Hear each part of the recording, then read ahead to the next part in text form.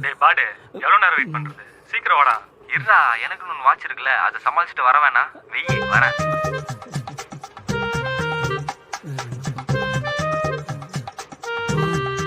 Hi Ajay. இப்ப மாட்டுவாடா மவனு. எப்படி இருக்க?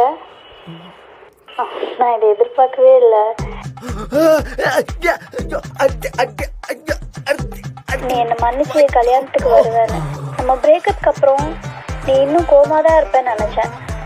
நீ எங்கே கல்யாணத்தை நிப்பாட்ட தான் வந்துட்டியோன்னு நான் பயந்துட்டேன். ஆனால் அப்புறம் தான் புரியுது நீ எவ்வளோ நல்லவன்னு. இப்போ தான் உன் கிஃப்ட்டை பிரித்து பார்த்தேன். So sweet. கிஃப்ட்? நீ ஒரு ஜென்டில்மேன் தான். ரொம்ப தேங்க்ஸ் அஜய். லைஃப்பில் நான் மறக்கவே மாட்டேன். ஏமா ஏமா கத்தி. நீ இவ்ளோ நல்லவனாடா?